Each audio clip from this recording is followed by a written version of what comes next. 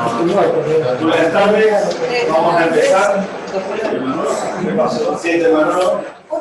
Vamos a terminar con lo que hemos estado viendo. Ya hoy terminamos con los temas, así que cualquier duda y demás la vemos entre esta clase y la que viene. Recuerden que el 26 está para la presentación del último trabajo y con eso ya finalizaríamos ya lo que es la parte evaluativa de la materia. Así que ya para el viernes deberíamos tener toda la nota final. Bueno, la semana pasada estuvimos viendo lo referido a lo que era la nube, o sea, qué le llamamos la nube, cómo habíamos terminado en esto que era un modelo distribuido donde principalmente lo que se permitía era el almacenamiento de información en un lugar remoto, en un lugar que no está físicamente cerca mío, sino está en cualquier lado. Y no solamente eso, sino que aparte de estar en cualquier lado, yo no tenía que tener mínimos elementos como para acceder. Uno de ellos era Internet y una interfaz que era homogénea a todos, que era el navegador. Y a través de un navegador podía acceder a ese contenido o a esas aplicaciones que están en la nube. También, bueno, vimos que lo que era el cloud computing, que era el acceso ubicuo, adaptado y bajo demanda a un conjunto compartido de recursos. Ya al tener esta posibilidad de acceder a elementos que se encuentran fuera de mi alcance, los proveedores ya se dieron cuenta que ellos también podían generar grandes espacios, grandes centros de procesamiento. Entonces no solamente darme un espacio para guardar información, sino también como si tuviera una máquina virtual, algo que está en otro lado y que yo puedo acceder a ese lugar con muy pocos elementos. Además de eso, era muy tentativo esto. ¿Por qué? Porque en lo que eran los centros de cómputo actualmente de una empresa, bueno, se requería el hardware de los servidores, el espacio, la electricidad, el aire acondicionado, o sea, los sistemas operativos, las licencias, la seguridad y más. Bueno, todo esto, al no depender de un lugar, era bastante atractivo. Entonces, ¿qué es lo que me permitía? Primero, tener un costo inicial bajo si yo tuviera que empezar de cero. Porque al ya tener esto disponible, decirle, mira, necesito tantos servidores, tanto espacio, tanta memoria y demás, automáticamente salía. La disponibilidad era inmediata y era escalable. O sea, si yo necesitaba más o menos recursos, esto iba a ir, se puede incrementar o no, con mínimos parámetros. Yo me comunicaba con el proveedor, necesitaba más, automáticamente lo levantaba. Necesitaba menos, automáticamente lo bajaba. ¿Cuál era la desventaja principal? Que estaba dependiendo de alguien externo a la empresa. No estaba físicamente ni siquiera en el mismo lugar geográfico, a lo mejor donde estoy yo. También el acceso a Internet. ¿Sí hay alguna duda?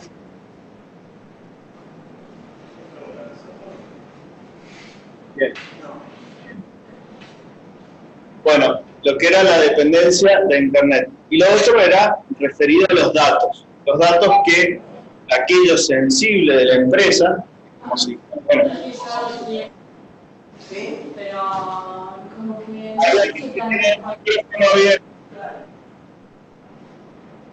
¿lo pueden cerrar? Bien, entonces lo que decíamos que los datos sensibles de la empresa estaban en otro lugar externo incluso para la misma empresa. Es como si dijéramos, bueno, tenemos la fórmula, la Coca-Cola, que es la secreta y demás, y la tenemos en un repositorio dentro de Internet. Nosotros para acceder tenemos que acceder a esa fórmula, entonces como que el intercambio también estaba fuera y se tenía que trasladar a través de la red para acceder. Entonces, bueno, tenía muchos focos de lo que era de inseguridad. Y además, bueno, también lo que habíamos visto era la velocidad de respuesta. O sea, necesitaba algo muy rápido, era algo que no iba a poder hacer a través de Internet porque tiene su pequeña, o sea, su velocidad es diferente a tenerla localmente la información. Bueno, también hemos visto de los servicios que se estaban dando actualmente y hemos visto que esto nos llevaba a hablar sobre seguridad. Que dentro de lo que era la seguridad era todo lo referido a cómo protegemos los datos, qué información es la que tenemos que proteger. ¿Y por qué? Porque hoy en día la información ha adquirido un valor muy importante, muy grande. Incluso hay empresas que, si no tienen esta información, este acceso a los servidores, este acceso a determinada información, dejan de funcionar. Y por eso era importante resguardar esta información. Bien. Además de eso, bueno, vimos que al estar la información que no está centralizada en la empresa y tiene un valor muy alto, puede ser bastante codiciada por personas como para acceder a ella y lucrar con eso. Además de eso, corremos el riesgo, no solamente que no lo roben, sino que nos hagan sabotaje, fraude, nos modifiquen la información y pierdan, incluso hasta destruirlo. Entonces, vimos que la seguridad informática, el objetivo principal era el de mantener lo que era la integridad, la disponibilidad, la privacidad, el control y la autenticidad de la información que se está intercambiando. Vimos que las amenazas también podían ser de dos tipos: físicas, que no están, o sea, son por problemas naturales, y las lógicas, que eran las que realmente nos iban a preocupar, porque eran las que donde intervienen las personas y puede ser tanto maliciosa como malintencionada. Vimos que dentro de las amenazas generalmente se daban con la identificación de la persona, cuando el usuario se da a conocer, cuando se produce la autenticación, cuando está verificando el sistema que los datos ingresados sean esos, y después cuando se intercambia la información, cuando ya se establece que esta persona es esta persona, y con el banco, por ejemplo, empiezan a hacer el intercambio. Bueno, si hay alguien en el medio, bueno, ese intercambio de información puede ser que sea afectado. Bien. Y acá, bueno, vimos el tema de la autenticación. Cuando un usuario hace uso de este mecanismo para verificar quién es y quién dice ser, teníamos 4 elementos, 4 posibilidades para hacerlo. El primero era el manejo de una password, de una contraseña. Podía ser estático o dinámico, y era estático cuando siempre tenemos la misma contraseña, o dinámico cuando nos dicen que tenemos que cambiarla cada un periodo de tiempo determinado. Entonces es algo que la persona conoce, por eso ponemos que es algo que conoce, porque es un elemento que ha puesto la persona. Después estaban las reglas de introducción, que era algo que se sabe generar. Entonces habíamos visto que había muchas aplicaciones de banco que generaban los famosos tokens. Entonces una aplicación externa que me genera un número, no es aleatorio, sino es un número verificable, que además de poner posiblemente el usuario y la contraseña, tenga que poner ese número para hacer ciertas operaciones. Entonces, ese número es algo que la persona genera, ya sea con un dispositivo, con una tarjetita, como las tarjetitas de coordenadas y demás. También ese sería otro tipo de verificación. Bueno, las token cards o las smart cards, hemos visto que eran las tarjetas que alguien le da, o sea, que una persona que tiene, como la tarjeta que uno tiene para acceder a un determinado lugar. Entonces uno presenta esa tarjeta y le permite el acceso. Hasta acá vimos que todo esto era algo que la persona llevaba consigo, que podía ser fácilmente no vulnerado, pero sí, o sea, reproducible. Porque, si alguien sabe las contraseñas de otra persona o el usuario de la contraseña, puede acceder. si alguien tiene la posibilidad de generar ese token, ese algoritmo de verificación, puede acceder.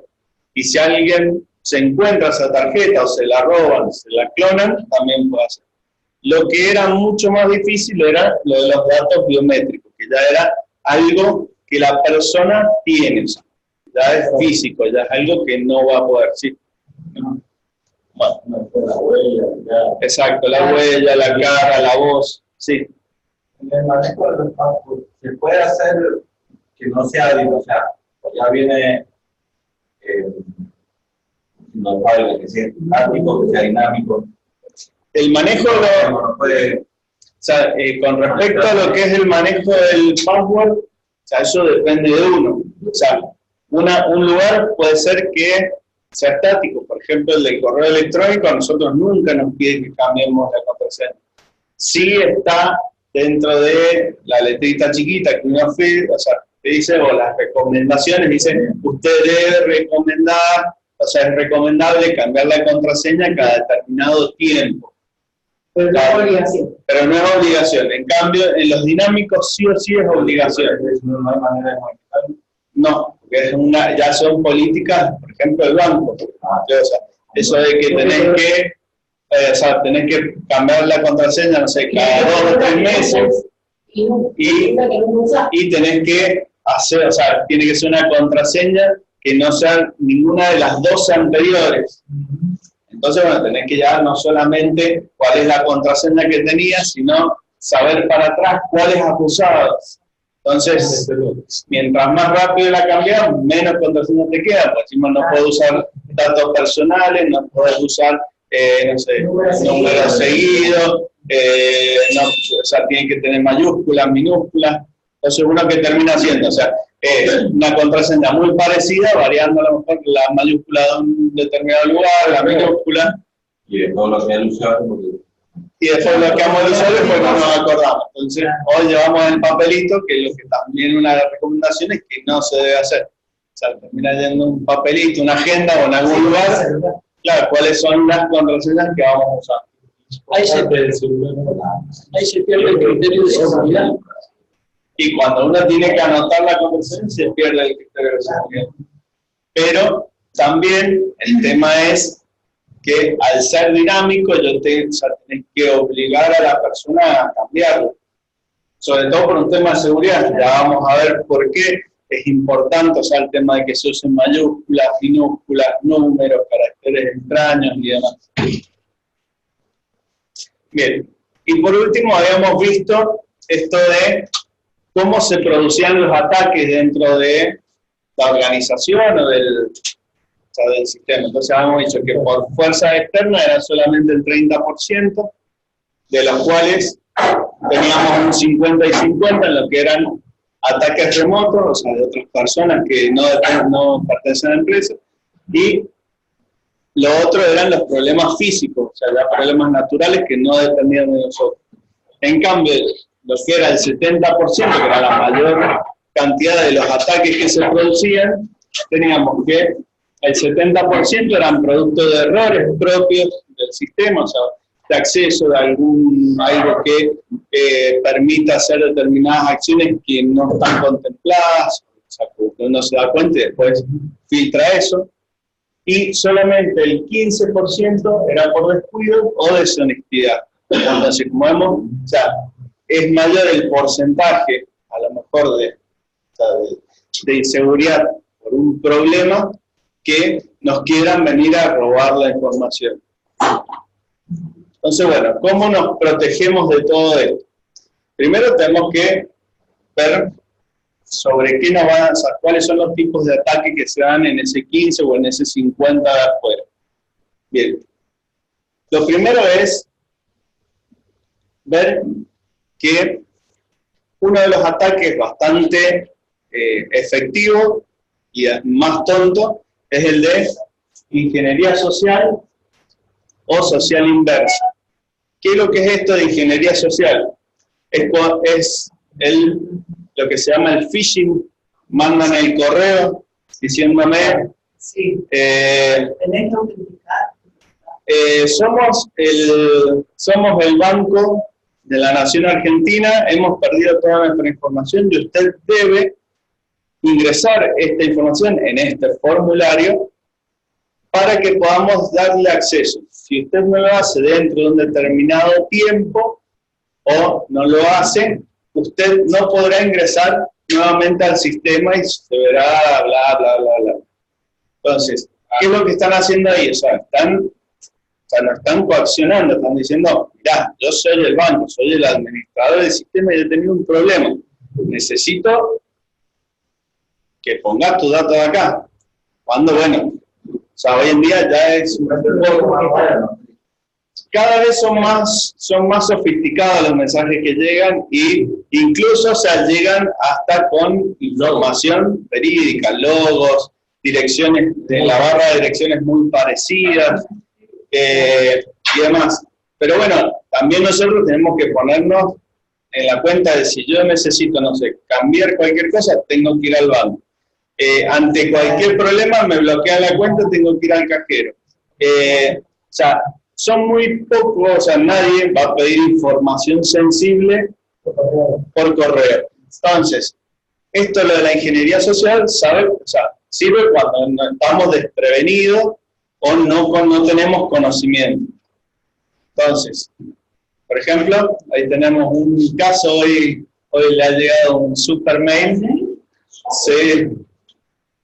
Y bueno, o sea, entonces, ¿qué es lo que hace el mail? O sea, el mail dice determinadas situaciones donde yo he estado interactuando con la máquina, en teoría le estaba espiando toda mi interacción con la máquina, entonces me dicen, ojo, mirá que yo tengo toda esta información, pero bueno, yo la puedo borrar si me das $380, no sé cuánto era el... Claro. Extorsión, una extorsión. Es una extorsión, en realidad es una extorsión por algo que no existe. Claro, claro. No, es que no existe, o sea, por haber... entonces... Claro, se ha salvado acá el compañero. Yo lo que estaba viendo sale tan claro. Pero a ver, o sea, como dice, si uno está desprevenido, uno está con una actitud, bola de paja, exacto, bola de paja, me llaman. Ahí la va a ver, ahí. Claro, la habían grabado. Si quiere después, no van a hacer. Claro. Bueno, entonces, ¿qué es lo que pasa? La idea de eso es, primero, tener un valor económico. Por ejemplo, hay muchos también de lo que es esto de, mirá, tenemos, no sé, 2 horas para juntar tanta plata porque necesita un trasplante de... Y la foto ya lleva de una nena que lleva dando vueltas ya 20 años, entonces... Claro. Entonces, bueno, o sea, uno muchas veces se moviliza por determinadas situaciones, pero realmente son falsas, ¿no? Pero bueno, eso es lo que se le denomina ingeniería social. Bueno, el phishing es uno de los casos. Entonces, ¿qué es lo que tenemos que tener en cuenta? Bueno, esto, o sea, si alguien nos pide información, la verdad que hay que desconfiar. O este tipo de decir, bueno, los secuestros virtuales, también existen un montón de alternativas a esto. Bien, después Más que phishing, claro, phishing, o sea, así se llama. O sea, porque o sea, tiran como un anzuelo, bueno, y alguien va a pescar, como dices, alguien va a picar el anzuelo. Bien, lo otro que también hay que tener cuidado es lo que es el trashing, que es el revisar la basura. O sea, bueno, eso también, o sea, en cuanto a los papeles, o sea, está muy visto, o sea, decir, bueno, o sea, si uno quiere averiguar algo, bueno, uno va, busca en el basurero, bueno, en las películas aparece mucho. Bueno, también en las máquinas hay mucha información basura. O sea, basura que a lo mejor a nosotros nos sirve, pero a otras personas sí les sirve. O sea, entonces, no sé, ver lo que es o sea, la papelera de reciclaje, ver lo que son las cookies, ver o sea, todo lo que son los temporales. O sea, hay mucha información que ¿qué es lo que hace? O sea, uno si la revisa puede encontrar determinadas conductas, puede encontrar determinados parámetros que hacen que, bueno, pueda obtener contraseñas, pueda obtener, no sé, información sensible, o sea, porque hoy en día hay mucha información que uno dice, bueno, dentro de todo es pública. Yo llamo al banco y me dicen, bueno, dígame cuál es su fecha de nacimiento, dígame su domicilio, dígame un montón de preguntas Que yo ya tengo. que ellos ya tienen, pero aparte son de carácter bastante público. Entonces, no solamente sirven para eso, sino, bueno, para el tema de las contraseñas. O sea, si yo, por ejemplo, tengo anotada mi contraseña abajo del teclado o en el cajón, también, o sea, es algo que, con el cuaderno así que anda dando vueltas por el escritorio, bueno, también es un tema de buscar. Entonces, cuando decimos, bueno, si la mayoría de los ataques se dan en el ámbito de la empresa, o sea, del lugar, entonces es muy fácil a uno venir, si bueno, reviso las cosas y voy a encontrar la información. Bueno, y las vulnerabilidades propias del sistema, sí. Claro, bueno, en los cibercafés y demás existen herramientas, por eso también hay que tener cuidado con las máquinas que uno utiliza, sobre todo las prestadas. Porque no, hay programas que se ponen que actúan de abajo, de manera oculta y demás. Por ejemplo, bueno, el keylogger, que lo que hace ese programita es escribir o tener un log, un reporte de todo lo que uno escribe. Entonces uno pone cualquier palabra y eso lo guarda. ¿Qué es lo que pasa con eso?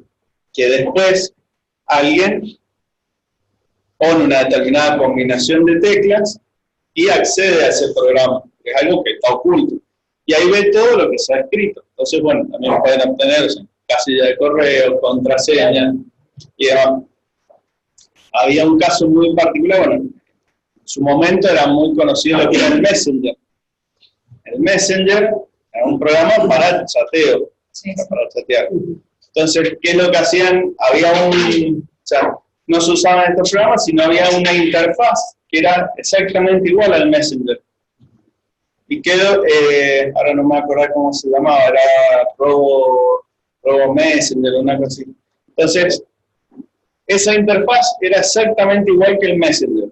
Entonces, una de las cosas que se hacía era decir, bueno, a ver, si yo, Aníbal Catapano, vengo y le digo, dame tu usuario y tu contraseña de Messenger, ¿por qué me vas a decir que no? No, está loco. Pero bueno, si yo me disfrazo, me hago un disfraz de Messenger, donde tengo acá, pones tu usuario, tu contraseña, y podés navegar gratis. Entonces, vamos. Entonces, bueno, ¿cuál era el problema? O sea, que yo al poner el usuario de contraseña, ya alguien del otro lado lo tenía esa información.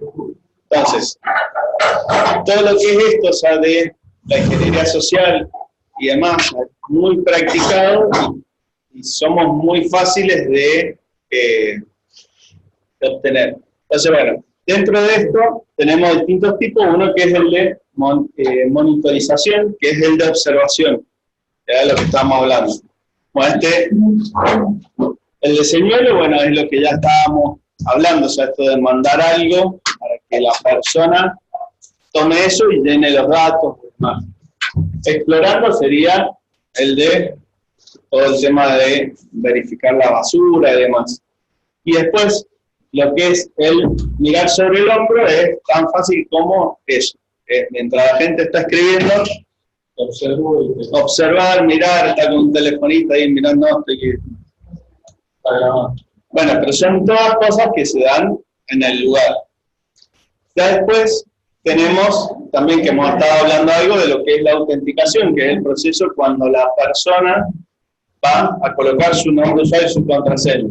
Entonces, ¿qué es lo que me permite eso? O sea, si yo obtengo ese usuario y esa contraseña, puedo suplantar a la persona, o sea, puedo suplantar la identidad. Puedo hacerlo por medio de un bucle que se llama. Entonces, yo lo que hago es, tengo un usuario, válido y empezó a probar distintas contraseñas. De robar o adueñarse de algo, o sea, yo de lo que tengo me adueño del usuario. Por ejemplo, a muchos usuarios de Facebook les pasa, que le roban la contraseña, o de Twitter, sobre todo, ¿cuáles son los que se buscan? Tienen muchos usuarios registrados, entonces vemos que empezaron los Pepenguitos oficial, o Pepenguitos OK. Precisamente por eso, incluso hasta las mismas páginas empezaron a hacer verificaciones de usuarios para que sean las cuentas auténticas. Bueno, todo esto son distintos tipos de ataques que se dan en el ámbito y puede ser cualquiera. Pero esto es todo a nivel de la persona, o sea, de acceder a un determinado lugar o acceder a determinada información. Estos tipos de ataques ya son de otra naturaleza cuando se habla de ataques a servidores. Entonces, por ejemplo, generalmente se da lo que es la denegación de servicio. ¿Qué es lo que es la denegación de servicio? Es cuando, por ejemplo, todas estas cosas que hay acá son ataques de denegación de servicio. ¿Qué es lo que hacen eso? Tratan de saturar un determinado servicio. Entonces, por ejemplo, quiero acceder al webmail de la facultad. Y si lo hacen 20 personas, no tiene problema, el servidor soporta eso. Si lo hacen, no sé, 5.000 personas, lo soporta. Pero ahora si lo hace 1 millón de personas a la vez, y ahí ya se produce lo que se llama la denegación del servicio. ¿Por qué? Porque hay tantos usuarios de forma continua y pidiendo la misma información similar, y lo que hacen es eso, es hacer que el servidor esté ocupado, no pueda resolver todo lo que le piden, y de esa manera tiene que denegar lo que es el servicio. Nos damos cuenta que es la estación de servicio, entonces va a entrar. Entonces queremos entrar y hay 5 bombas o 20 bombas.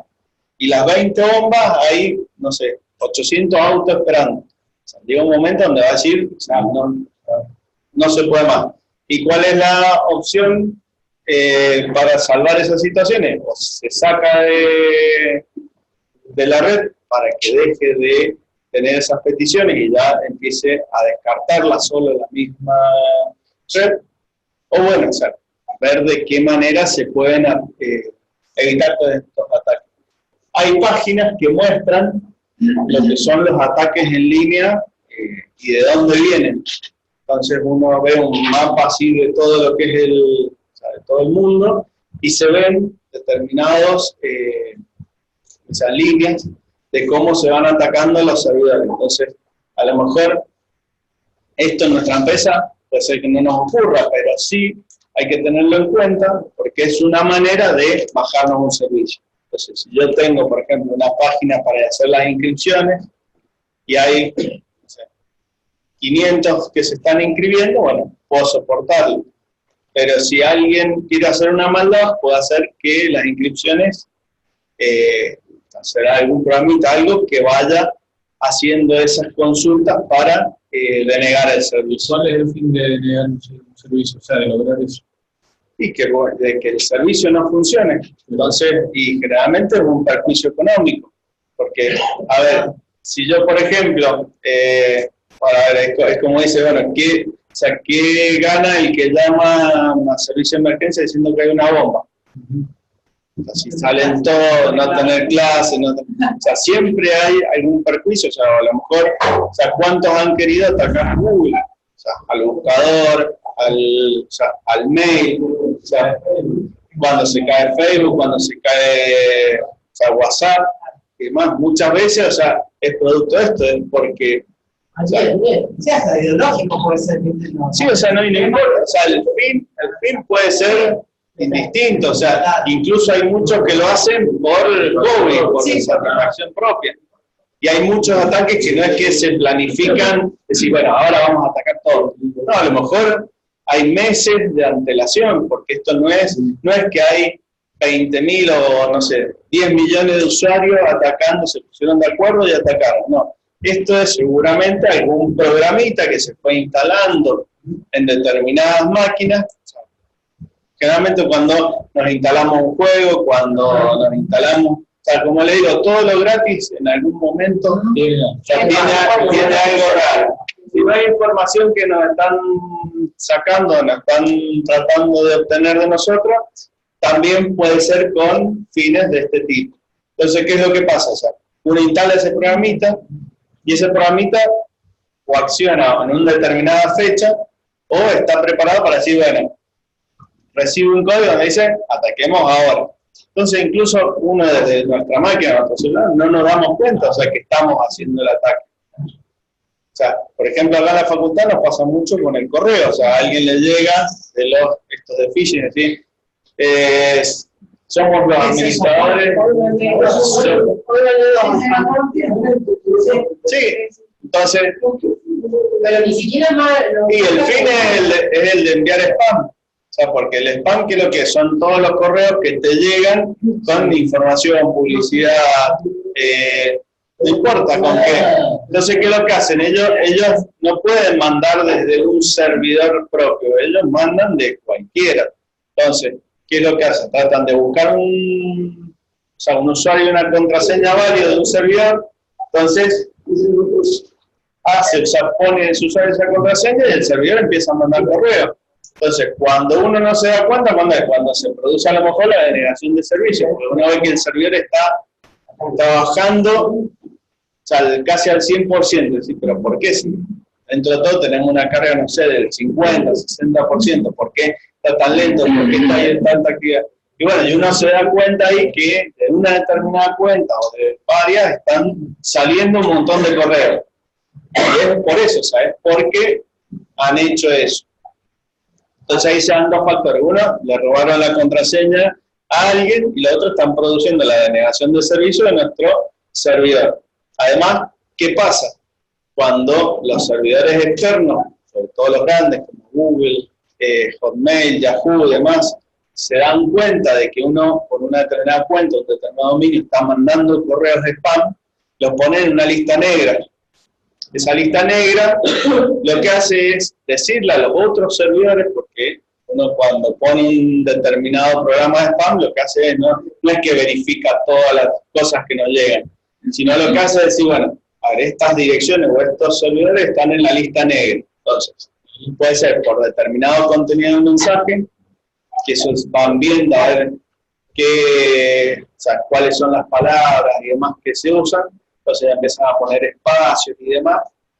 O si no, bueno, consultan estas listas negras. Entonces, tener un servidor dentro de una lista negra o una dirección IP, que en realidad lo que se hace, es bastante...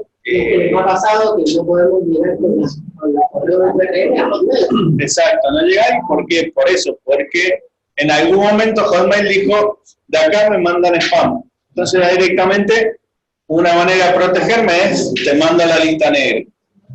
Y bueno, y de ahí, es como dicen, las malas cosas tienen una rápida difusión. Las buenas, no tanto. Entonces, ¿qué pasa? Te pusieron una lista negra, listo, eso es instantáneo. Ahora, sacarte de esa lista lleva un proceso bastante largo, o sea, no es que vas a salir, o sea, porque vos querés que salir, no, tenés que llevar un proceso largo. Entonces, bueno. Y el otro tipo de ataque, bueno, es la modificación, que esto es cuando, por medio del programa, se trata de modificar información que hay dentro de la máquina.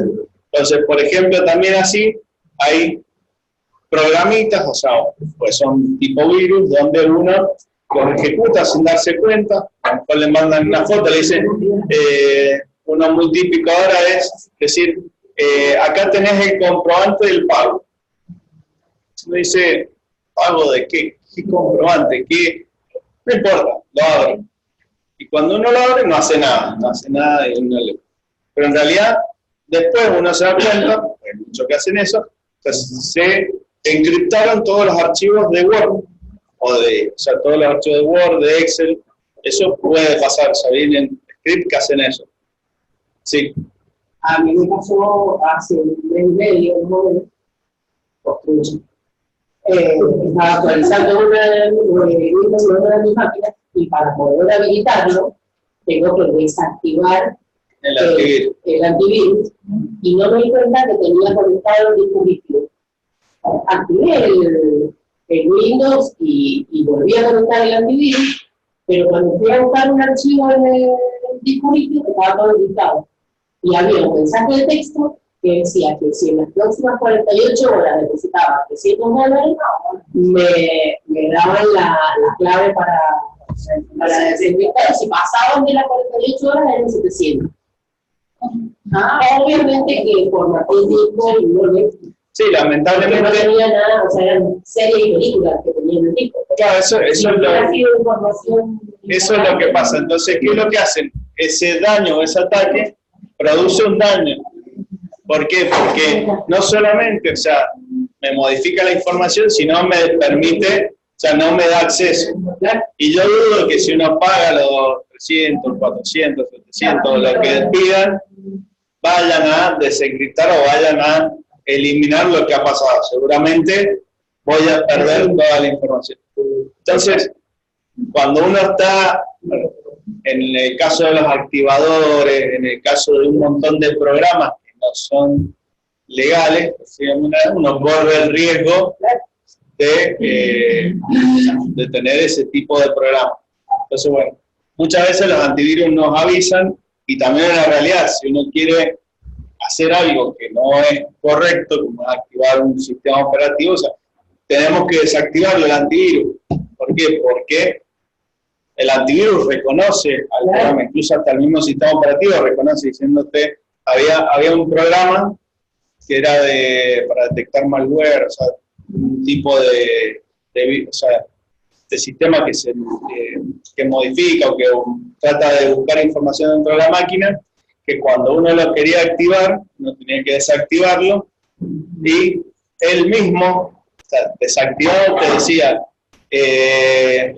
trata de no activarme de esta manera, entonces pues encontraba el archivo. Está bien, como yo le había dicho, desactivate, no me podía decir, te lo borro. O sea, tenía que activarse, pero bueno, era como diciéndote, mira, me estoy dando cuenta que me estás activando, o sea, no es que no me dé cuenta.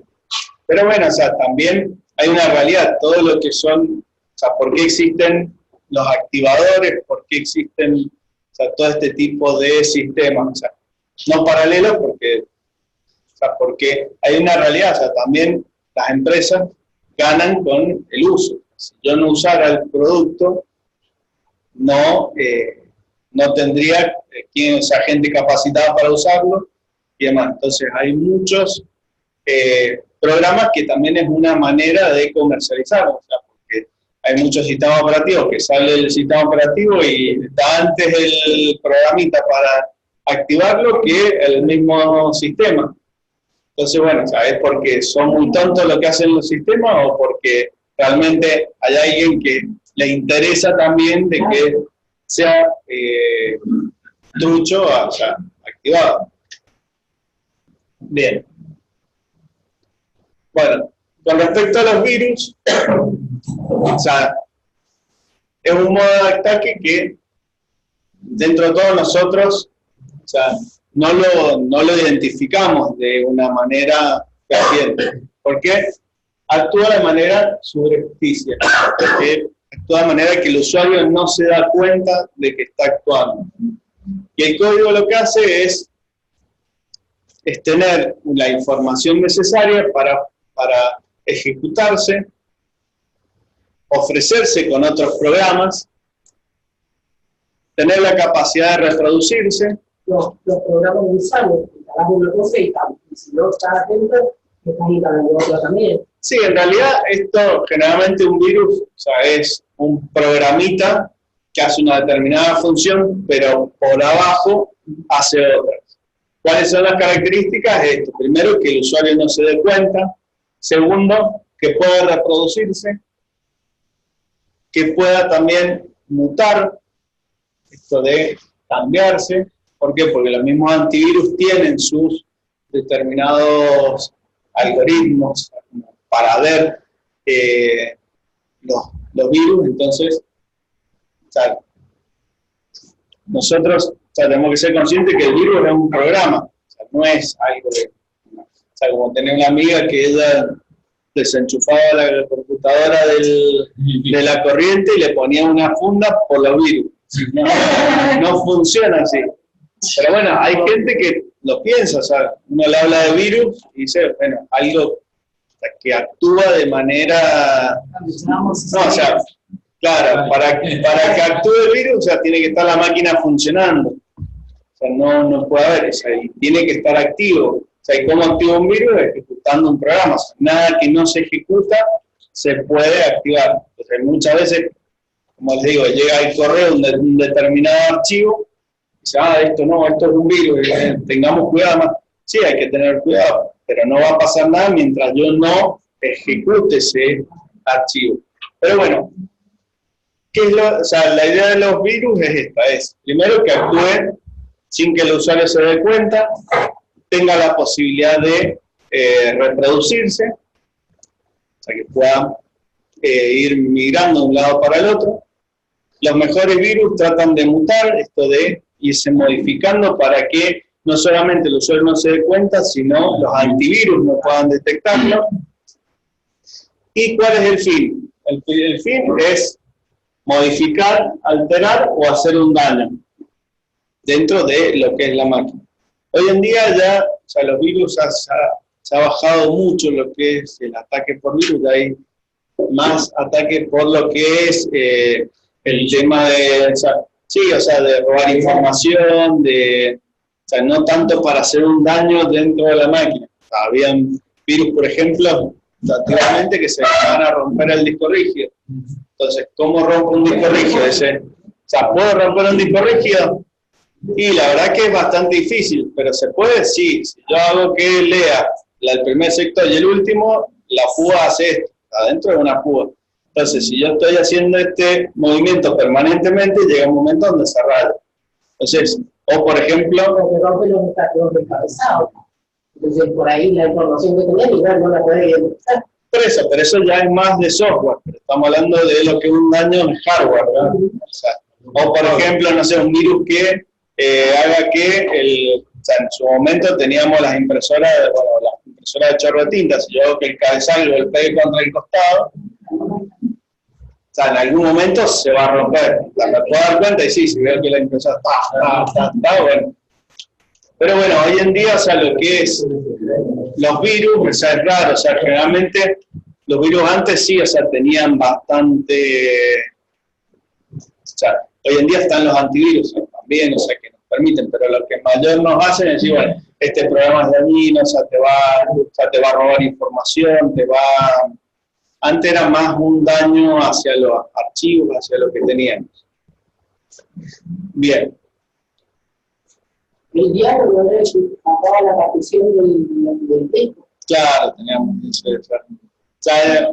No hace mucho teníamos una persona, no contaba una persona que conocíamos, y cuando ingresaba un correo era como que incluso alguien tuvo que cambiar las claves, porque eran un virus, y bueno, eran un informáticos. Claro, pero eso... Y durante un tiempo teníamos que no recibir correo de tal persona, porque era... Ellos habían ocupado el nombre de ella, ¿no? Lo que pasa es que uno... No habían culpado. No, pues muchas veces ¿qué es lo que pasa? O sea, yo ejecuto ese archivito o esa aplicación. Y bueno, lo que hace la aplicación es simple, es mandar un mensaje a toda la lista de contactos que yo tengo con determinado contenido. ¿Para qué? Esto, para reproducirse. O sea, ¿por qué? Porque, o sea, ¿hacía falta que la persona hiciera algo? No, porque directamente el programa hacía eso.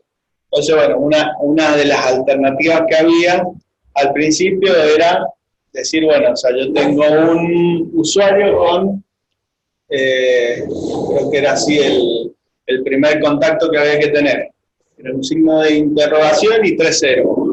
Entonces, ¿qué es lo que hacía eso? O sea, el programa empezaba por ese, y como no tenía destinatario, es como que se abortaba lo que era el envío del correo. Pero bueno, esas son todas técnicas que van saliendo al principio. Sí, se van perfeccionando. Claro, y bueno, y los antivirus ya prácticamente se detectan un montón, o sea, ya no hay prácticamente, o sea, no he visto, o sea, grandes ataques, así.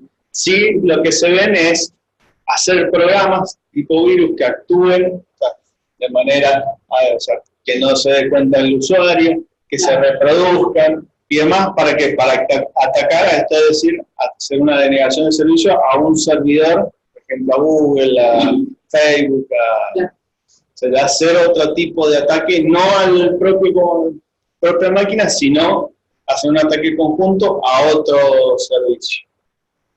O así, robar libreta de dirección. Sí, o sea, hacer listas de distribución y demás. Bueno, en el caso de los virus, bueno, teníamos lo que le llamaban de carácter vandálico, que era ahí, por ejemplo, esto, borrar el sector de arranque, modificar archivos ejecutables, hacer que sean residentes de memoria, entonces cada vez que se prendía la máquina volvía el virus a ejecutarse. Bueno, todo lo que es, bueno, macrovirus, los virus de mail, esto de mandarse a todos los contactos que yo tenía.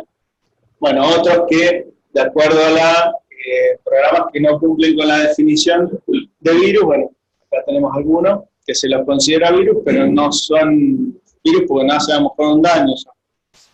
Por ejemplo, los gusanos, los caballos de Troya, las bombas lógicas. El de los caballos de Troya es eso, ¿sabes? Cuando nos meten en el programita y en realidad lo que quieren hacer es robarnos información. O la bomba lógica, esto es decir, bueno, era un programita que se ejecutaba el 21 de septiembre a las 4 de la tarde. Eso también lo teníamos, entonces salían todos los diarios, tengan cuidado, no prendan la máquina porque el 21 de septiembre a tal hora se va a ejecutar tal virus. Y una de las cosas, la máquina prendía y no pasaba nada. Y otro que tenía el virus, se le borraba la información y decía, bueno, era como que estábamos muy atentos a eso. Hoy en día ya prácticamente no.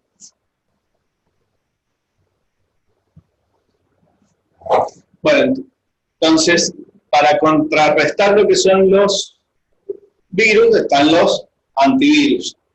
Como dice, o sea, siempre hay algo que necesita de algo. Entonces, los antivirus, ¿qué es lo que es? Es una gran base de datos con la huella digital, esto que decíamos de tener una determinada huella, una determinada característica del virus, de todos los virus conocidos para identificarlos y también con las pautas más comunes que tienen los virus. Entonces, ¿qué es lo que hacen? Tienen la detección, sí, confirman la presencia, hacen la identificación y determinan que el virus fue detectado. ¿Qué es lo que pasa? O sea, muchos antivirus gratuitos te dicen, sí, tenés 825 virus, ¿sí? Pero yo te puedo eliminar esto. Si vos querés que te elimine todos estos otros, tenés que pagar una adicional. Entonces, ¿qué es lo que hacen? Hay muchas veces que son falsos positivos. Si, bueno, tenés tal virus, tal vez tal virus, a lo mejor no son virus. Pero bueno, o sea, siempre es importante tener un antivirus en la máquina, actualizado sobre todo esta base de datos que se llama la definición de los virus. ¿Por qué? Porque todos los días puede ser que salga alguno nuevo o se muten, entonces de esa manera uno puede estar prevenido. No, el antivirus, o sea, generalmente se para hoy en día se pasan solos, ya no, o sea, no es como antes que había que estar permanentemente tratando de escanear más. O sea, hoy los antivirus son bastante inteligentes, poderosos, tienen mucha facilidad para detectar, sobre todo cuando uno va a instalar un programa. Pero todo está en base a esta base de datos que tiene la huella de los virus. Siempre es importante tener un antivirus. Por ejemplo, con el último Windows, había dicho que decir que con el virus que tiene directamente Windows no necesitaría otro. En realidad, o sea, yo uso el antivirus que viene con Windows, que es el Windows Defender, la verdad que no he tenido ningún problema. No sé si es porque es muy bueno o porque no detecta nada, pero la máquina funciona. Yo veía como que no, con ese Windows no hacía falta tener otro virus. ¿Sabes? Hoy en día los antivirus, o sea, como te digo, o sea, hoy no hay muchos virus dando vueltas, o sea, en el sentido de nuevos. O sea, sí, los viejos a lo mejor que quedan. Sí hay muchas herramientas que hacen esto, o sea, tratan de hacer la denegación de servicios afuera y demás. Entonces, o sea, hoy en día, o sea, el antivirus que ha sacado Microsoft es bastante bueno, bastante fácil, intuitivo de utilizar. Viene ya con el sistema operativo, que es algo, porque si no, uno, ¿qué hace? O sea, uno va y busca alguno gratuito, el Avast,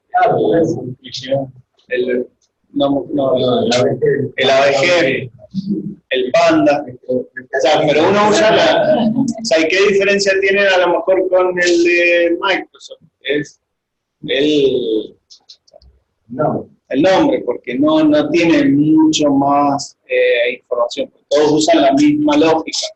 Lo que sí hay antivirus que de manera paga sí te permiten detectar o te previenen de otro tipo de herramientas, por ejemplo, o sea, estas herramientas que se encuentran de los malware, que hacen es tratan de borrar información o de enviar información a medida que vos vas usando la máquina.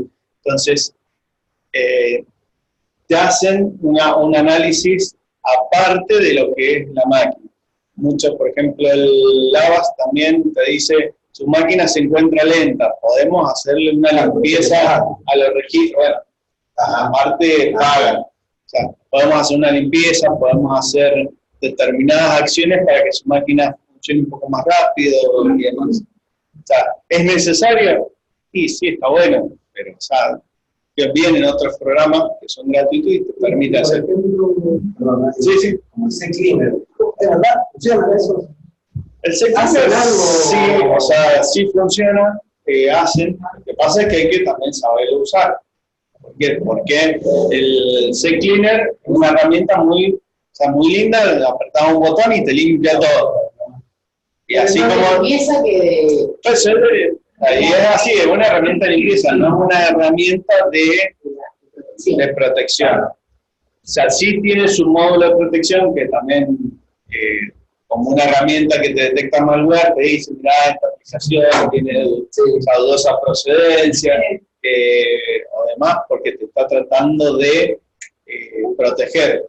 Pero, o sea, ¿qué es lo que hace CCleaner? O sea, a mí particularmente, la parte que más uso de ellos es la de limpieza de registros, que es donde analiza, o sea, la PC tiene un archivo, o sea, un archivo de configuración, que lo que hace es ir metiendo llaves. Entonces, en ese archivo de configuración muchas veces quedan llaves truncas, digamos, que quedan inconsistencias, entonces este programa las busca y las limpia.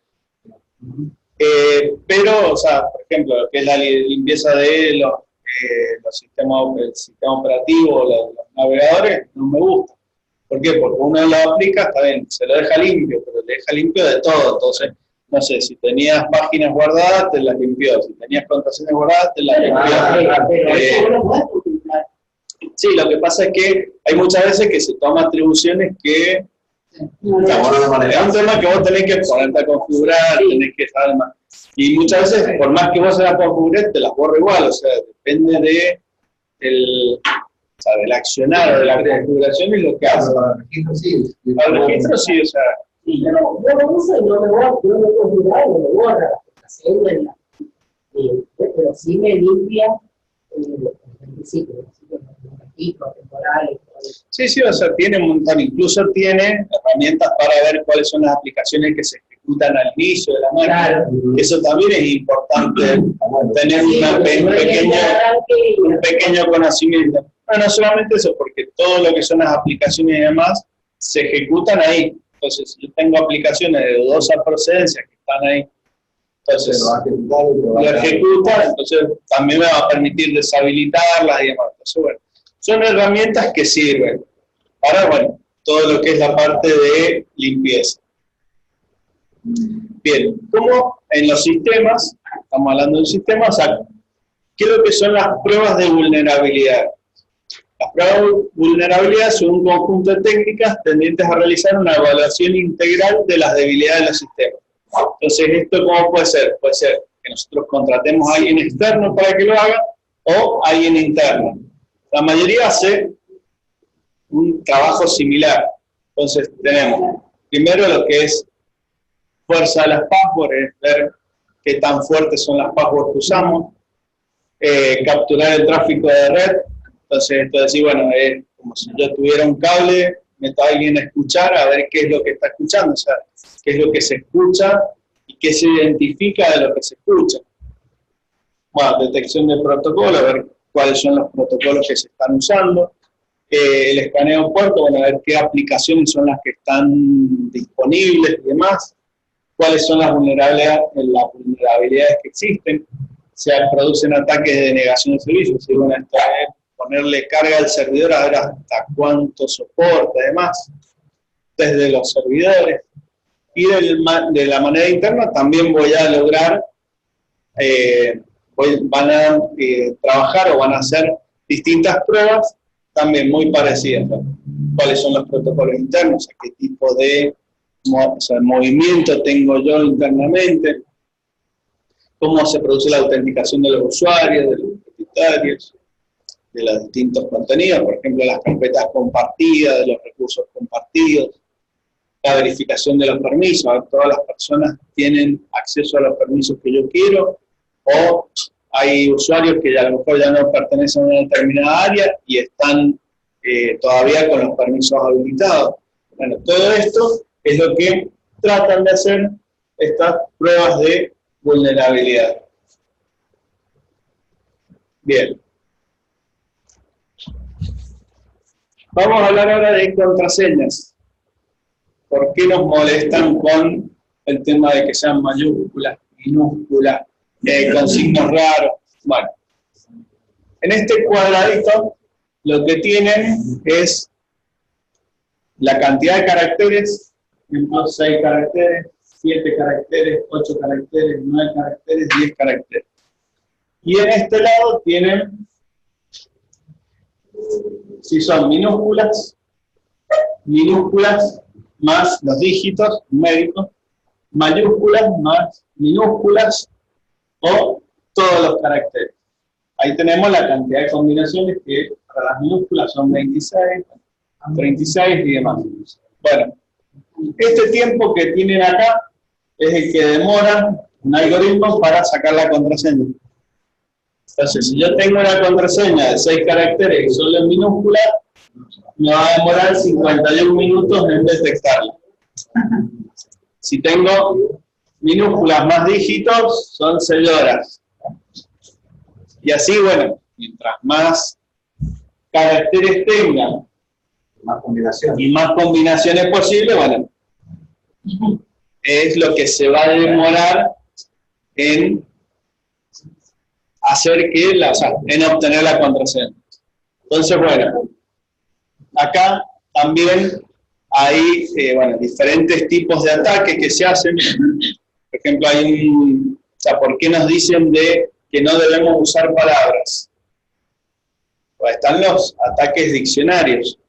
¿Los ataques diccionarios en qué consisten? ¿Qué es lo que es un diccionario? Es un listado de palabras ordenadas, puede ser ordenado alfabéticamente o no. Básicamente lo que es un diccionario, es un listado de palabras. No, ni siquiera. Es un listado de palabras. Y lo que hace es ir probando de a una. Bueno, por ejemplo, en un ataque, es muy fácil, ¿no? por ejemplo, en un ataque, esta es la cantidad de cuentas que se obtuvieron con un ataque de diccionario con esta cantidad de palabras. Con 62.000 palabras se obtuvieron casi 13.000 cuentas. Y acá a nivel anual es lo que pueden llegar a obtener de esa manera.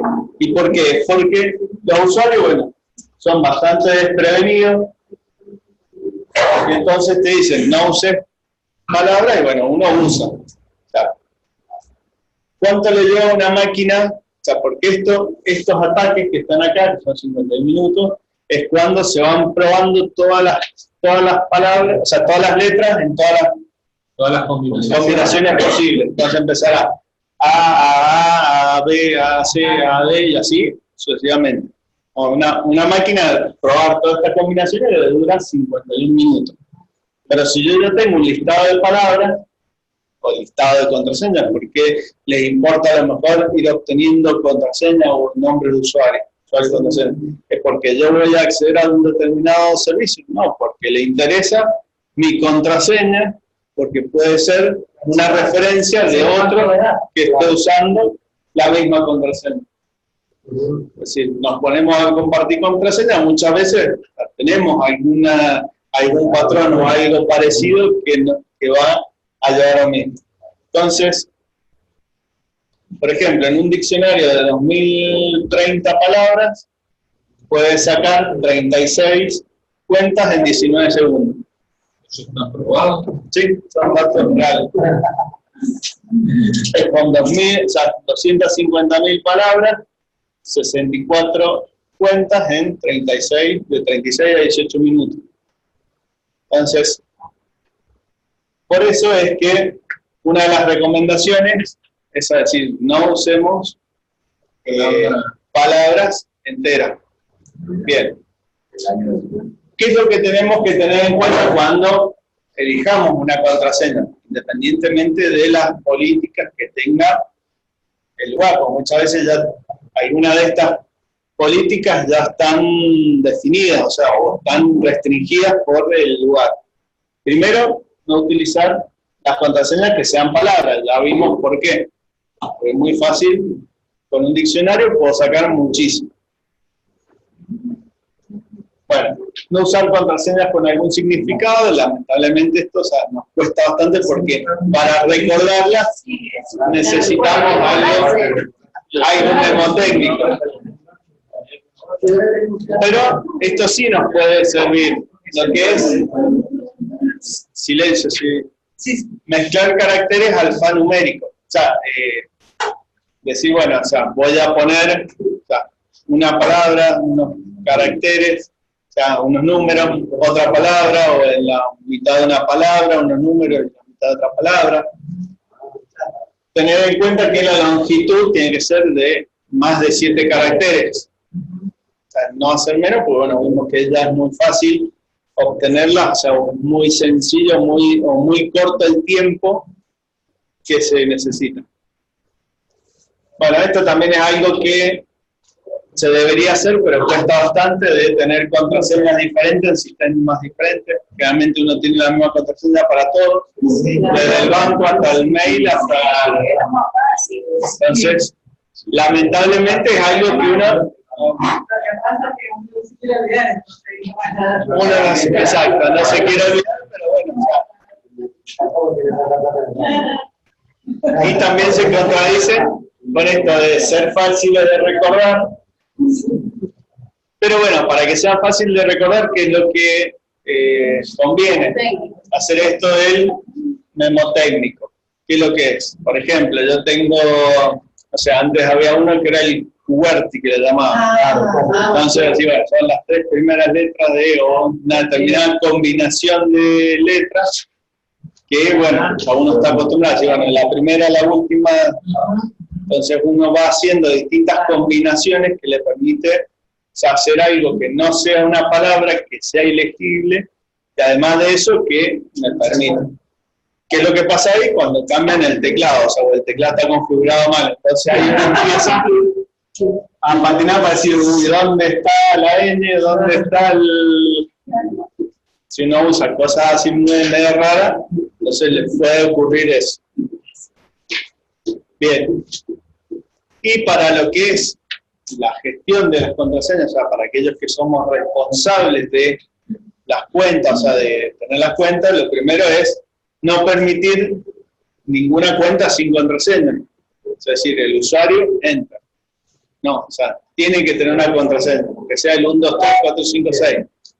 Es difícil, o sea, es muy fácil de detectar, pero bueno, es. algo que va a servir. No mantener las contraseñas por defecto. Bueno, esto le ha pasado a todos ahora cuando hicimos el cambio en autogestión. O sea, todo era el usuario del DNI y la contraseña del DNI. Entonces, bueno, la contraseña por defecto era el DNI. No se puede mantener esa contraseña. Porque de alguna manera, o sea, aquel que sabía el DNI, trabajaba con el DNI. Bueno, entonces, de ahí tendrán que cambiarla. O sea, no sé, le suman un número al DNI, le hacen cualquier, ponen del 1 al 8, pero bueno, no usan la contraseña por defecto. No compartirlas. El hecho de decir, no, pero en este sistema usa mi contraseña. Porque bueno, ahí ya puedo... Bueno, o sea, recuerden que el usuario y contraseña no solamente es un tema de acceso, sino también un tema de registro. ¿Qué pasa? Que si con su usuario y con su contraseña hicieron determinada actividad, borraron determinado registro. Por eso el hecho ese de prestar, o sea, de prestarse el usuario de la contraseña muchas veces no es producente. ¿Por qué? Porque no queda registro, o el registro del que lo hizo no es realmente el que lo hizo. Y lamentablemente, el responsable es el dueño del usuario de la contraseña. O sea, porque dentro de las políticas dice que uno no debe transferir su usuario y su usuario y contraseña de uso exclusivo y demás. ¿Sí? ¿Sí? Por eso lo sé. Exacto, ¿ves? Entonces, lo peor es eso, o sea, que queda el registro. Entonces, uno dice, pero este chico, qué actividad que tiene, y los otros son unos bárbaros, no hacen nada.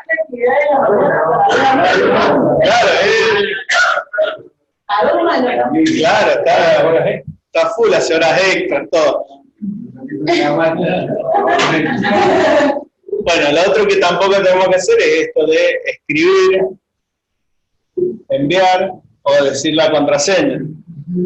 Y lo otro también que cuesta es decir, bueno, cambiarlas periódicamente, o sea, tener una especie de, o sea, decir, bueno, a ver, no sé, cada 6 meses cambie la contraseña. Pero ¿por qué esto, o sea, de cambiarla? Porque si tuvimos a alguien que nos estuvo mirando por arriba del hombro diciendo, pongo la contraseña hoy, pongo la contraseña mañana, y así sucesivamente, en un día, así, hoy detecté que la primera letra es una A, la última una S, mañana veo las del medio, no le presto atención a las de y así sucesivamente. Entonces, bueno, es conveniente modificar o cambiar las contraseñas. Y dos amigas mías descubrieron a los maridos así. ¿Seguro? Sí, sí. Mirando que son amigas. Claro, siempre son amigas.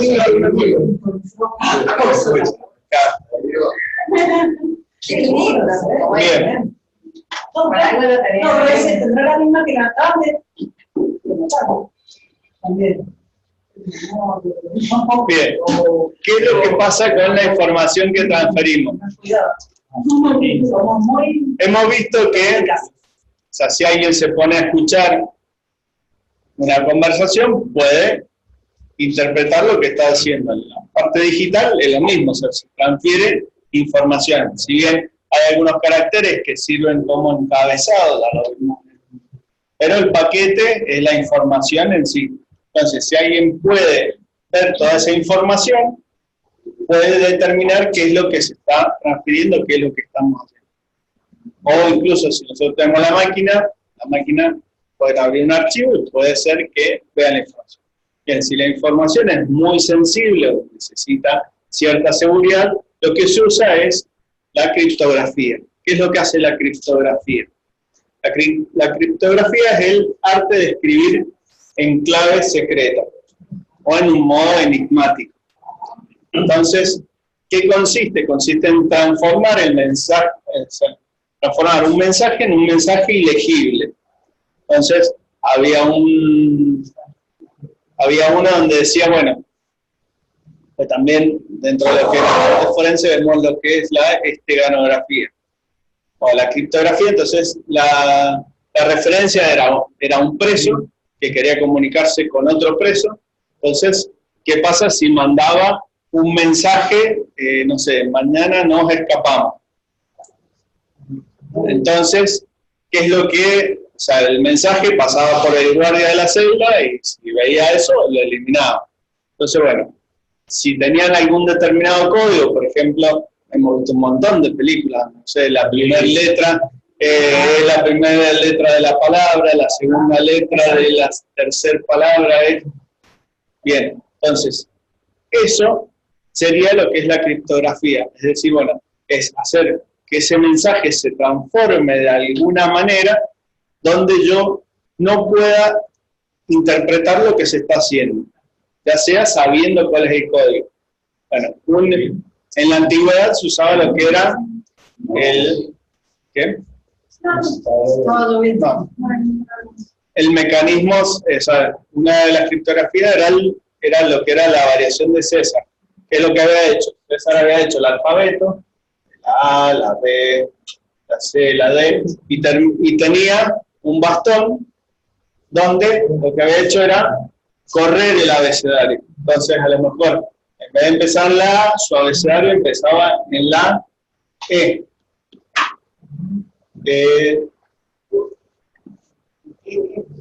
Sí, estoy con el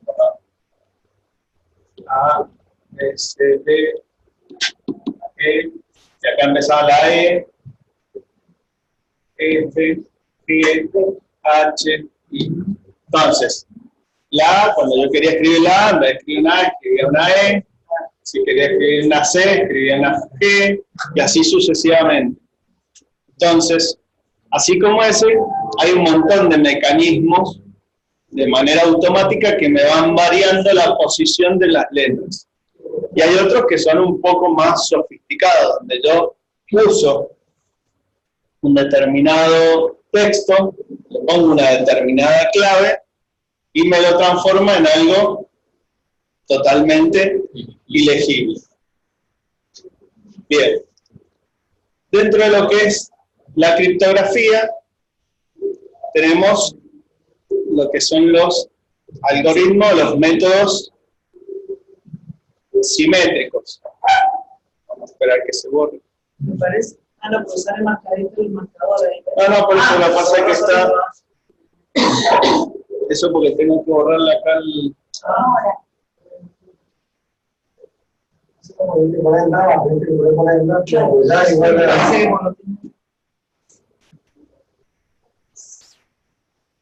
No, está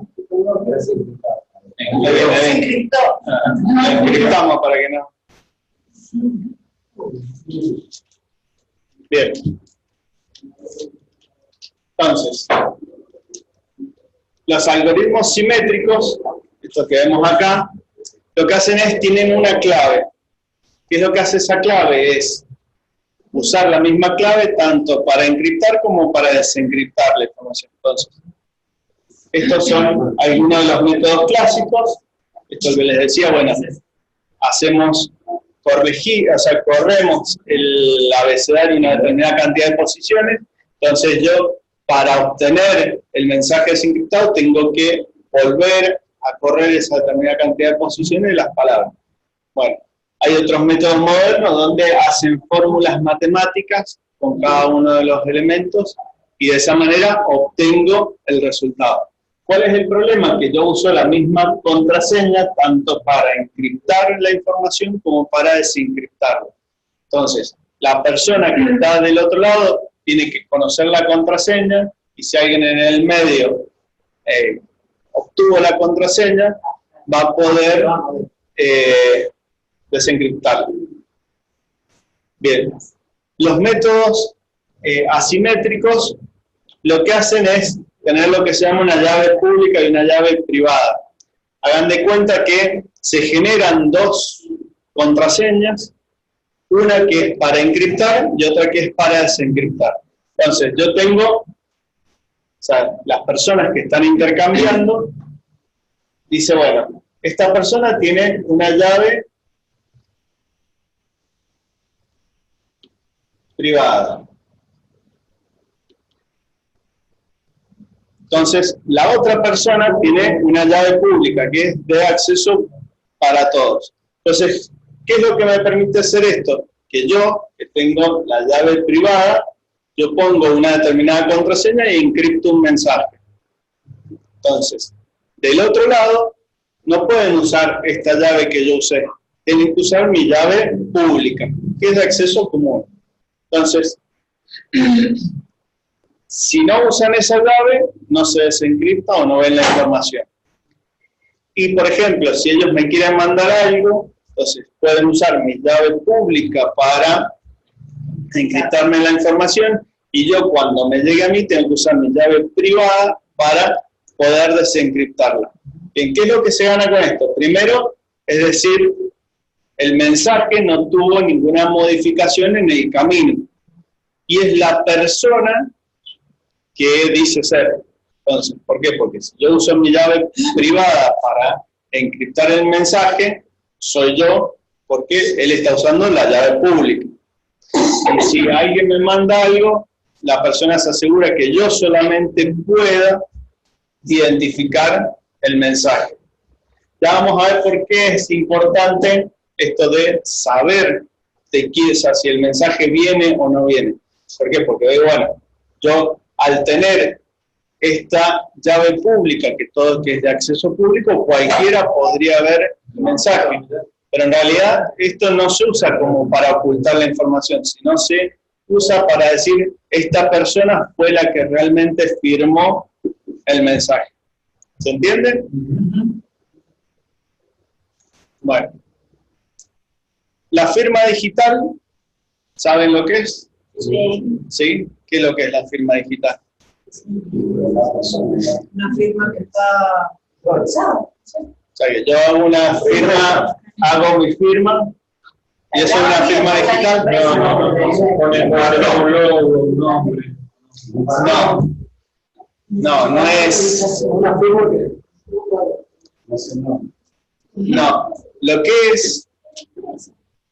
Esto es una firma hológrafa, que muchos dicen, esto es la firma digital. No, no es una firma digital. Tampoco que yo haga un archivo con mi firma y la imprima, tampoco es una firma digital. O sea, Y eso esa firma no le da validez. Exacto.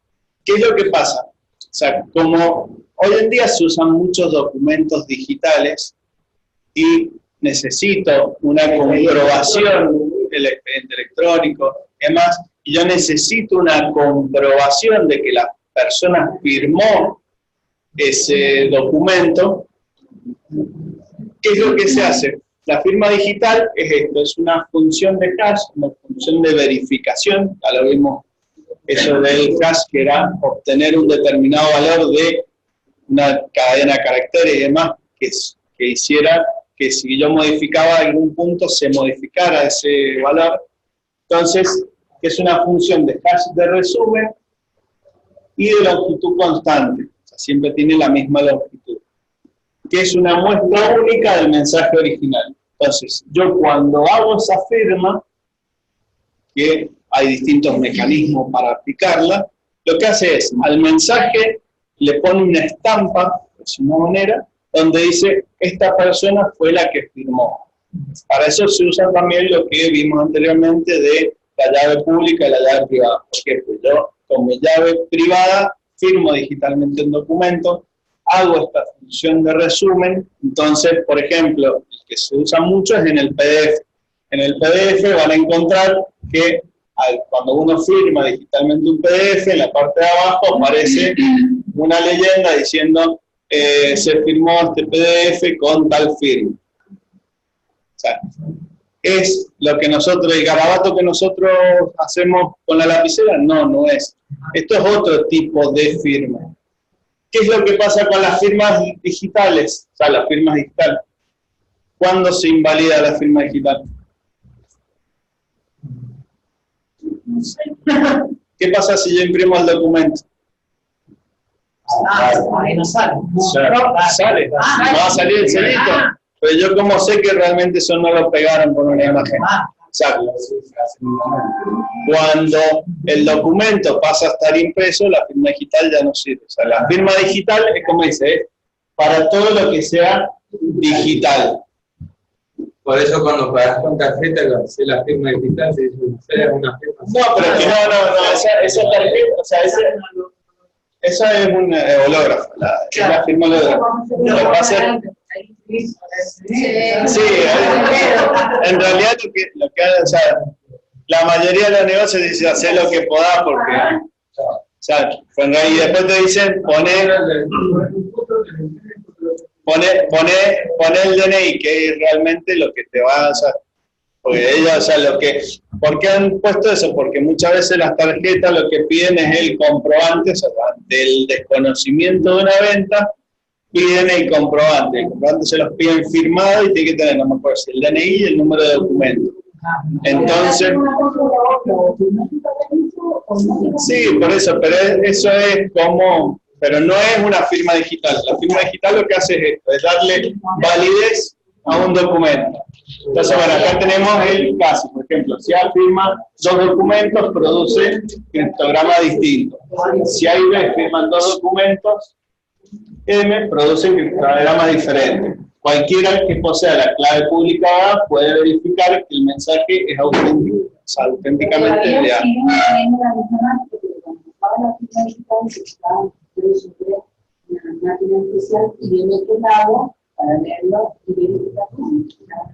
No, porque acá acá se habla de certificados, ¿sabes? Uno para tener una firma digital tiene que tener un certificado digital que es el que permite firmar. Ese certificado tiene lo que vimos antes, una llave pública y una llave privada. Yo firmo mi documento digital con esa llave privada. Y hay una entidad de registro que es la que me firma, o sea, no es que yo me saco o sea, cualquier firma, puedo firmar, o sea, puedo hacer firmar un documento. No, hay una entidad de registro que registra la firma por una determinada cantidad de tiempo, porque no es que la firma dure eternamente, sino dura un periodo de tiempo que después se pueda renovar o no. Sí, se paga. O sea, hay entidades que otorgan gratis certificados para determinado uso. Pero esto, o sea, lo que hace es, entonces lo que realmente hace es esto, es permitirme hacer que aquello que realmente firmó la persona, verifica que realmente lo hizo. Después, hola. Sí, adelante. Beatriz de Aedo. Te quería comentar que nosotros, por ejemplo, yo trabajo en UTE y utilizo se cortó mucho, no escuchamos nada. ¿Me oís ahora? Hola. Sí.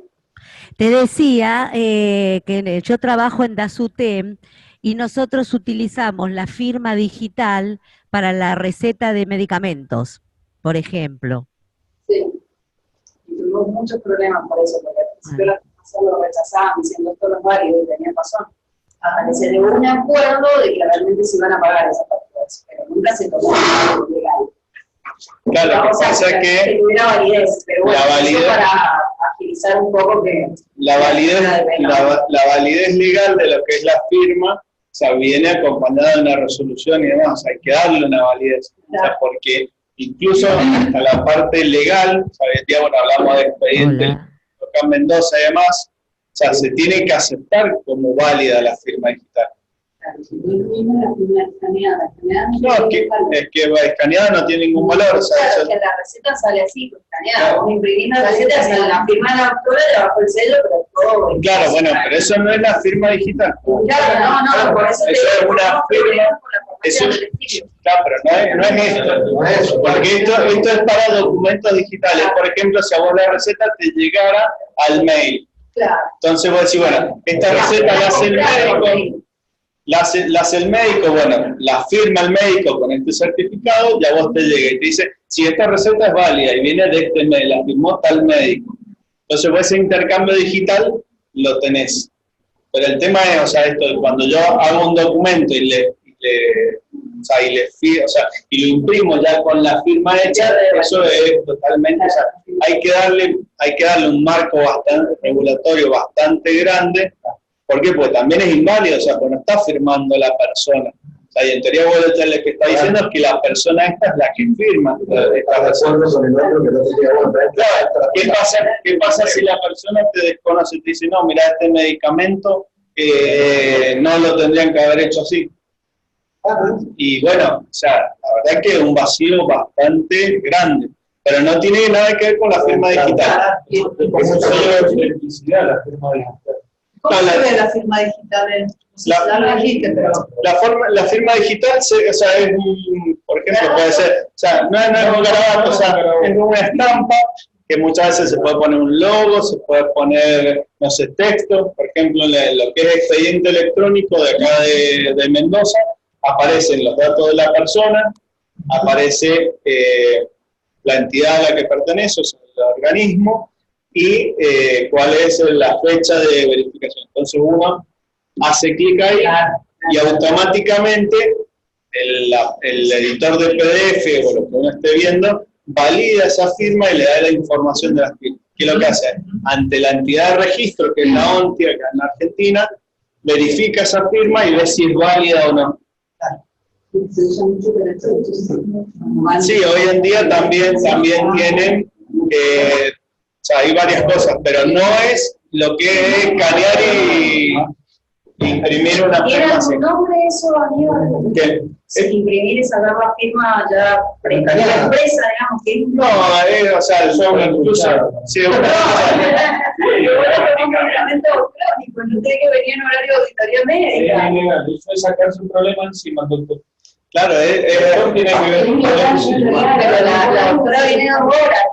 Si necesitas un medicamento urgente, es facilitarle la vida a los afiliados, por más que si está establecido por convenio con la farmacia, se van a pagar los medicamentos. Claro, no, porque vos podés hacer uso de Vos esa estás firma. pensando en lo que toma medicación crónica. Vos dejarías tu forma para que una persona le imprima ya. No, y tú dices de la médica, pero Yo hablo de la médica. Eso es un tema de debate, pero no podemos nosotros, o sea, si se le da el marco donde institucionalmente dice que escanear una firma de una persona con el sello, imprimirlo, es totalmente válido, es un problema ya de la institución. O sea, si es legal, la verdad que no, pues, o sea, lo que te dicen es que vos tenés que firmarlo con la lapicera. ¿Por qué? Porque ante una verificación, para eso están los que analizan la firma y te dicen que de acuerdo a cómo es la posición de la lapicera, de la presión que hace sobre el papel y demás. La visa lo que se da una vez y con su esquema durante una vez. Está bien, no te digo que no, lo vemos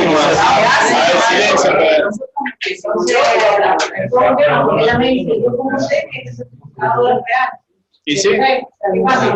Muchas personas, generalmente son docentes, trabajan en otra universidad y te traen una fotocopia y dicen, lo que pasa es que lo llevé a mi trabajo. Entonces, bueno, acá también trabajamos, o sea, ahí lo doble, o llevar a la fotocopia o a la de Julio. Pero la doctora no me la quiere firmar y es todo un tema, porque ella dice, esto es fácil de escuchar. Sí. Y sí, es que bueno, o sea, que en realidad ahí, en ese caso tendría que tener el original y ponerle el copia fiel. Entonces, por eso, según el médico, si quiere o no quiere prestarse para dar fe que eso es real. Podemos pedir que si quieran la fotocopia que hagan que es copia. Claro, porque esto lo ponen, si lo presentan en el estudio, que digan que copia del original y que pasan a la estudio. Claro. Ese es un tema. Bien. No me van a recitar un psicofármaco. Los psicofármacos no se firman. Bueno, ponen. Voy a la farmacia y en algún momento no, pero ¿quién me hizo esa orden? Bueno, de todos modos, ya eso excede más.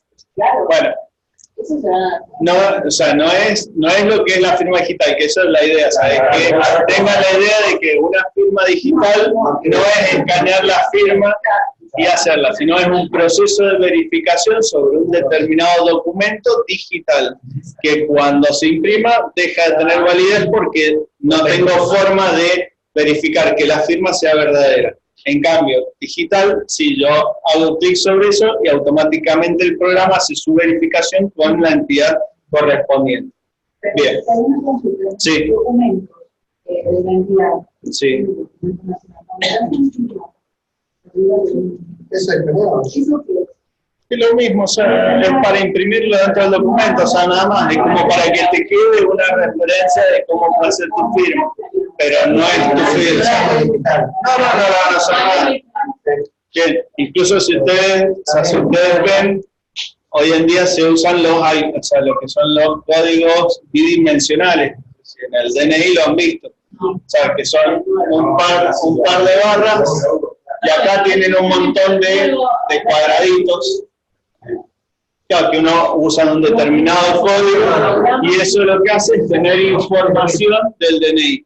Entonces, ¿por qué? Porque una vez que lo imprimieron, o sea, uno puede modificar esta información, pero este código es muy difícil de generar. Entonces, por eso es que hacen ese tipo de verificación para que uno pueda verificar la información, en realidad para que el organismo pueda verificar la autenticidad del documento. Sí, cuando te llega a mí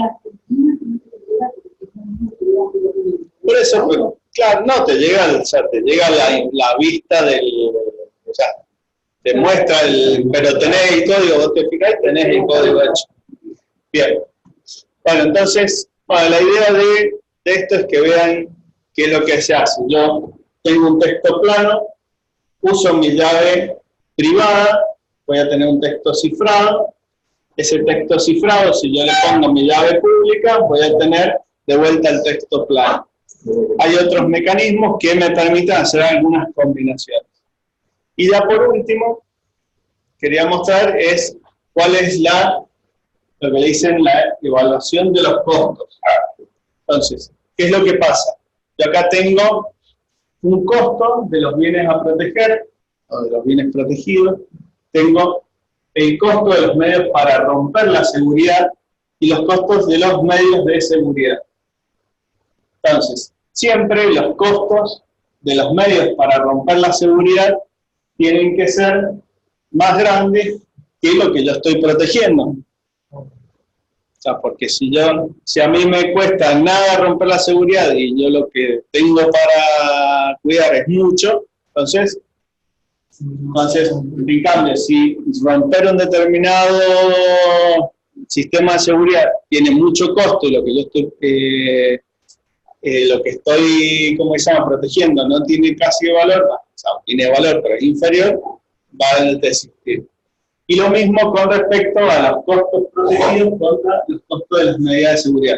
¿Por qué? Porque yo tengo un bien que estoy protegiendo, pero si yo tengo que hacer, como decían, el foso de tiburones, más el castillo, más, o sea, un montón de elementos para proteger esa información, y es mucho, entonces tampoco vale la pena. Entonces, bueno, acá lo que dice es que se tienen que minimizar el costo de la protección, pero también se tiene que maximizar el costo de lo que es el ataque. Entonces vamos a encontrar que los costos de los medios para romper tienen que ser mayor que lo que yo estoy protegiendo, y el costo de la seguridad también tiene que ser menor de lo que yo protejo. Bien, con eso vamos a dar por finalizado. Así que la semana que viene, bueno, vamos a ver lo que sean dudas que tengan de lo que hayamos hablado, si tienen alguna inquietud que podamos ver, que podamos debatir y demás. Lo vemos, y bueno, y acuérdense que el 26 tienen lo que es la entrega del último trabajo práctico. ¿Alguna duda, algo? ¿Ah? No escuché nada. Y esperemos que sí. El 30 sí. Esperemos. Va a quedar el último trabajo práctico que voy a tratar de tenerlo, pero bueno, Hola, hola. Sí, sí. No, está bien. Yo te saludo, habla Beatriz de Aedo, porque el viernes no vengo. Así que bueno, nos veremos a lo mejor en la próxima. Bueno, gracias. Igual el trabajo final nuestro ya está subido.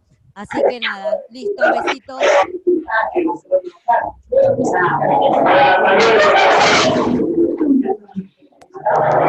Hola, profesor. Santa Fe. Hola, profe, ¿me escucha? No escucho. Te queríamos hacer una consulta sobre el trabajo práctico final. Sí. Viste que hay 6 temas para seleccionar y después hay un punto que dice que hagamos una propuesta de mejora y integrar los sistemas que hemos usado y demás.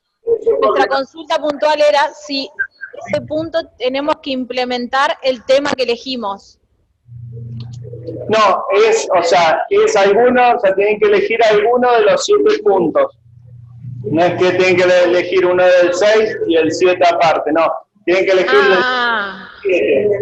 Bueno, entonces ya lo tenemos terminado, entonces. Listo.